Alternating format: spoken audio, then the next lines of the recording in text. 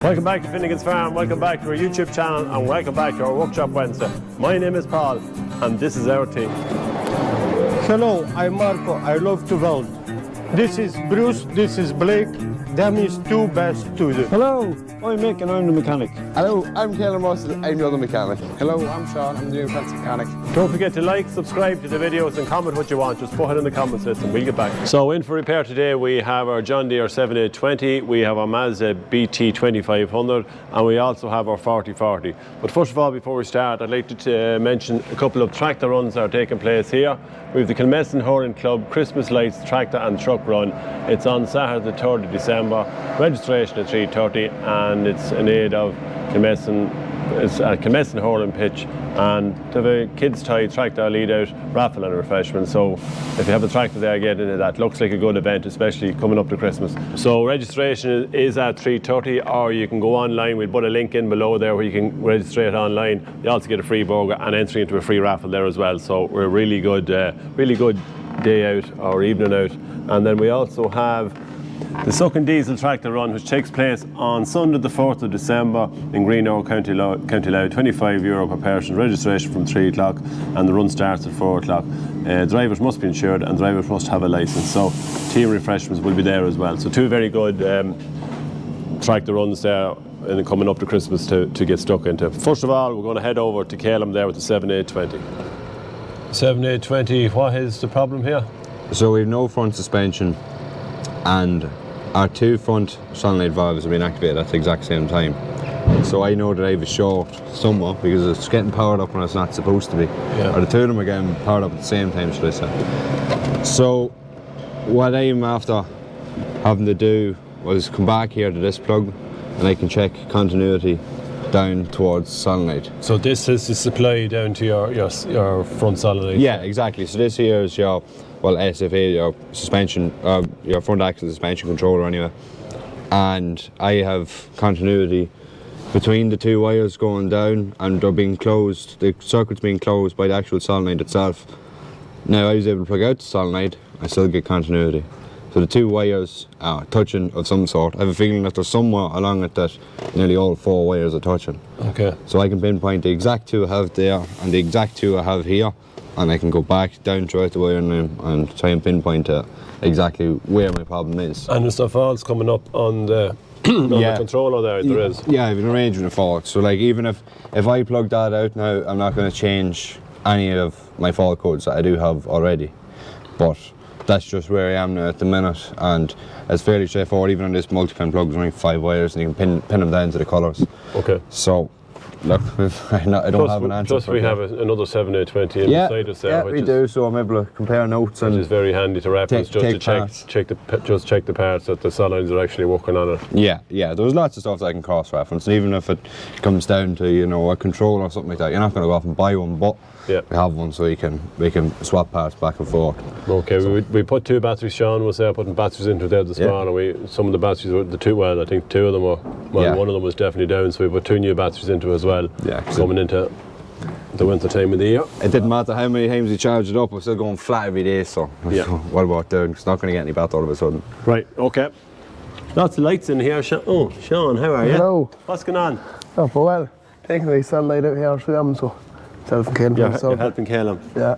You look a bit queer looking there at them lights. Show us what you got there on the head. There we lights there, and you can bend them up and down as you can, so. All right, they're very flexible. Yeah, so if you've a big head or a small head, it doesn't make any difference. Nice looking light. Yeah. I'd say now snap on. I'd say they were cheap, were they? Very cheap. Very cheap. Half price. Half price, is it?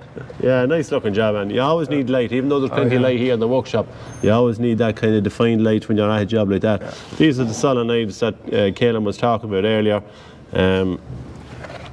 Sean is just taking them out there, and the boys just come up power to it and make sure everything is working there. So here, I'll let you back at it. Yeah, no bother. All right. So there's a bit of a noise going on over here. I wonder who's at it. 8410 is a good clue. The man himself with the earpiece in. So John B. Well, John, what's going on here? These are nice and shiny looking, are they? Yeah, well, we had a little just wear problem and we built them up. And so what was wrong was your stabiliser, your blocks there, wasn't it? The plough was drifting over back a little bit. Much, So we measured the distance between the balls and the plough. Yeah, and your centre here from your shaft. Yeah. There was all the ones on this, and they were kind of a square type. They were flat, yeah, and we were kind of weirding into the blocks here on the side, the stabiliser blocks. So we came up with this other idea, Yeah. roundy. So hopefully it doesn't be digging in. Yeah. And if that does wear, then it's just a matter of cutting the half and welding on Re-welding it, yeah. So we got a lumpy shaft and we cut it in half. Yeah. And welded it on, and at least now it'll wear up and down on the side of And it's the full of it now. It's not just wearing on a bit of it. It was before only wearing a bit of it. Yep. So now it's the full of it. Hopefully it works. That looks better than original, doesn't it? Oh, stop. Look at that. 0-3, better than that. Better than old. That's it. Can't beat it. So we went looking for Marco there to do a little bit of welding, but again, no sign of him there. He seemed to have disappeared somewhere, but we seen the dog and we followed the dog. And the dog was down here. And God behold, who's in here? Marco, where you at there? Making shelves for Phoebe. Oh my God. Yeah, So we'll have to get these. We have a couple of these containers there that we haven't been using. And some of the girls in the office there were looking for extra storage there for putting away. Bits and pieces belong to them up there in the office. So Marco, we've ordered these shelving and we just put them together. They're very simple, isn't they? Oh yeah. Nice. And strong. Oh, Yeah. So we have 1, 2, 3 here, 3 different levels on the shelving, and it'll be nice and dry in here. It's a nice dry container. We probably will put some lights into it. Yeah. Maybe put a little storage here into it as well, just to keep them nice and dry. But that's a fine looking job, I have to say. Oh yeah. Yeah. Looks good. God, the women are going to love you, Marco. I hope. I hope. So this other container, Marco is going to kit it out for himself. We're looking to put the likes of long timbers and maybe pipes and things like that, put them in somewhere safe and somewhere that we can keep them dry. You know, they're kind of a bit of a problem always around the place to be left on pallets, and this container we haven't been using, so we're going to just weld on brackets here, more or less what you'd be welding on for holding steel, but there won't be too much weight on them. And so we can put in, just for extra storage, and that would be handy to have, because we always seem to have, Yeah, always something. always looking for more room every time. So as I don't build the sheds, this is the cheaper option of actually storing them. We're going to weld them on, and hopefully that will be the job. Yep. Dublin job. Dublin job.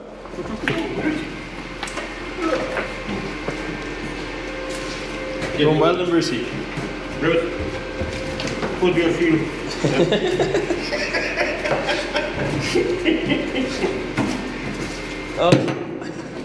What's wrong with you? Well, Mick, when we get her back on the road, Of course we will. Well, we need to get a shaft because we have a bit of a dangle maybe back in the field, I'd say. Maybe I think it'd be no good in two-wheel drive for that. yeah. So we've broken, well, Hard these disposer. pipes are on there on the drive shaft, and we We have a have. flood of water in the back. Oh yeah, so we had this box here. Now it was the farm Jeep for the last number of years, but it's been kind of. Last decade or more. Yeah, it's been redundant there for the last year. We had it in the sprout field last year, and you would have seen it there doing a race with the Caboha. And actually, I came out top on that one. Remember I bet you that, Carl? Remember that? Yeah. So we hopefully might get back into the field again, and this Well, we time need it for the sprouts. we'll do a head-to-head with the Jimmy. And we'll see how she'll go then. So yeah, we have to take it in. Go and take this box out of it.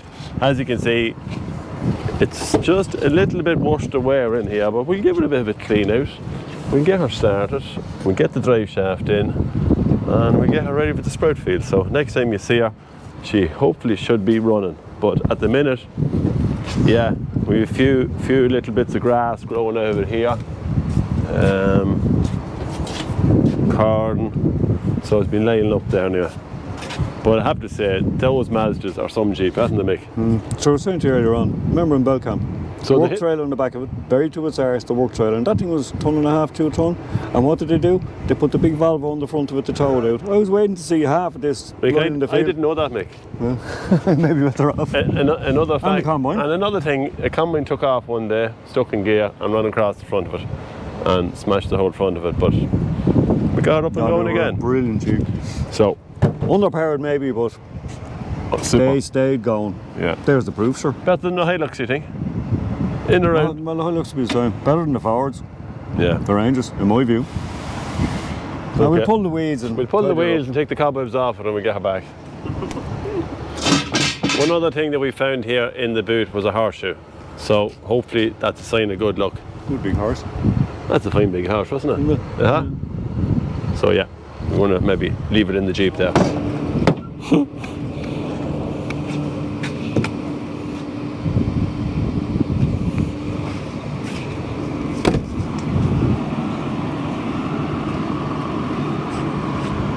Bruce, what are you? Leave the poor forklift alone, will you? So I left Mick here the last time and after an hour or two he came back and this is why he appeared on the bench. So what is the update on it, Mick?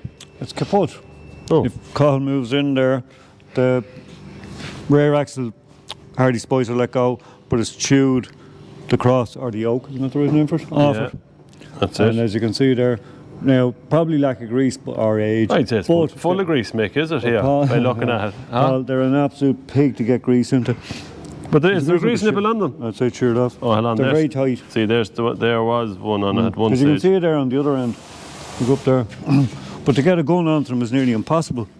They're so tight on the joint. See how close it is? Yeah. It's very hard to get a gun into it. Let's probably take them off. So what's the options? What do we do? Can we either get this Second hand, second hand which for a I'm complete chasing shaft? at the minute, waiting for. Yeah, oh yeah. Because if you want to replace that hand, you've got to break that joint to get the bolt off. Yeah. And that means you're into busting universes. Another one. Or we Hardly can spices, import cut, dry services, get that chopped off. and get that chopped off, Yeah. putting you in on. That's assuming they can have the cross plate. I think we replaced them before, up in the old workshop. Yeah, so after that then, what else have you done to it? New battery, you think? New battery, yeah, she's starting all right. Levels, went through tyre pressures, stuff like that. Actually not bad starter. Yeah. For the age. We'll just try it now, just to make sure that you're not telling me lies, Mick. Ha ha ha. Huh? Well, We'll we put a don't heat start. on her here, see what she... Huh? We put the heat on her here now to see, we just will give Not it... to start. So it hasn't been really started in the last Over a year. over a year. Run. So it's just like... What mileage is on that? What mileage? Not sure on the mileage, you can't see it in the... 189,000. 190,000 miles. 190,000 miles, so she's still going for another 100. Well, they do tend to. Yeah, so it's running nice and sweet there when it does get started. It just takes a while to actually get it going, but the more we use it, the better it'll get. All right, so she'll be ready for the field now. Isn't that what we're heading for? Just get a shaft. Let's get the shaft. All right. It's only front wheel drive at the moment. Wouldn't be much use in the field. No, not really. So now it's time for Tips and tricks, tips and tricks. So in this week's tips and tricks, we have Mick here, and he's going to show us. We're here on coolant levels and coolant strength in these older tractors. Now it's all right for the new tractors, but we wanted to put a few of them away, or to make sure that we don't get caught out, because Going in frozen cracked blocks. yeah, that's what can happen, especially the older models. Some of these came in, and when we bought them in, they were. Because you don't know. We don't know. There was some coolant in them, but very little. But we're going to This do is it the here way with the to two. know. This is the way it's going to. So you demonstrate it there, Mick. We've two types here. This one here is a glass and it's a float. We've two types of antifreeze, methanol, which is long gone, it's an alcohol based. Most of them now are ethylene glycol. Not sure what the Volkswagen G11, G12s, but that doesn't matter. That one gives you the minus protection, what it'll protect down to. This one here is an older one, it has floats in it, and it used to have the temperature on, but it's one ball to its balls, and as the more balls that float, the better protection you have. Generally I went for 3 balls floating. So this is your own, Yep. and it's probably took to you the veg, isn't it, Mick? I'll have to. I'll have to put in a complaint. Evan Mick has his 30 years Of course it is. It works. But this is a new one actually. We got last. Yeah, year. the only thing glass, glass, brittle. But the perspex or plastic, whatever that is, it gets harder to see. Yeah. See through, So, yeah. So plus and minus and that. and they're relatively cheap, they're not. What was that, 10 or 11 euro? Yeah, 10 or 11 euro, and it's very, Now you can get another very one, simple to use. a very good one, that gave it was a disc they used to spin. Okay. And gave you minus protection as well. But at least you know for sure you're safe or not. Yeah. You know what I mean? All right, let's go test. Mick, that's... Oh, no, Mick, I messed up. Oh, it's probably one of your YouTube followers there, Mick, is it? It's a nice ringtone, actually. Huh? It's nice and calm, Mick, that ringtone. Pair of piss takers. Yeah. What's this, minus 20. The one thing with these, if you don't fill them fairly full, you can get a false reading. I just tried that again, because we tried it earlier on, we were getting higher. Might have been higher there. But I would, that's minus 18. which is 50-50 coolant water, Yeah. approximately. Alright? So we're going to fill it up, and that should keep this old lady. Well, it's there to be safer than it was with pure water. Yeah. And what people don't realise is, not alone in your antifreeze have you, to prevent freezing, you also have an inhibitor. And that Prevent prevents rust. corrosion Yeah. in your liners and that. Because we did drain this one completely, and we did see a little bit of rust on it. But now there was nothing else. Could be a visible. radiator seal that was Could be, yeah. printed or something that holds or that. So this is the one that Mick This is has. the old ball one. Yeah, this is the tried and tested one. Oh, look at that. Yeah, but you've let it fill. I'm not full enough. I should be getting 3 there to match that one. Here we go again, Mick. First attempt wasn't great there. Maybe try to cut once.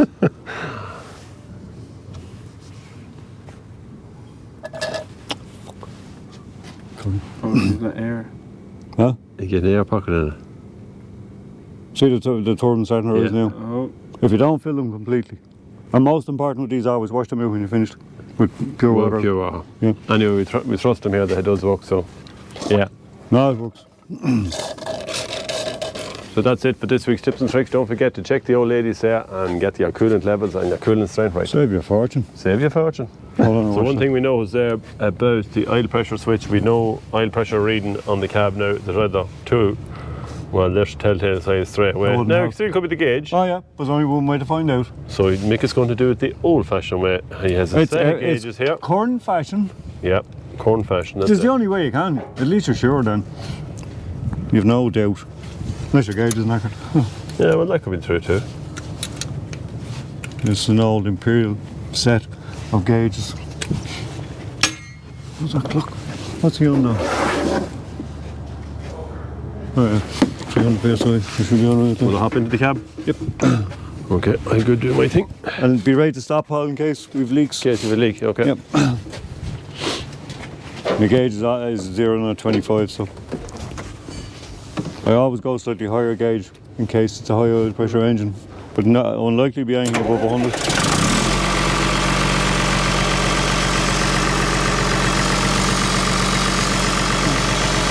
Rev it up! Hold it!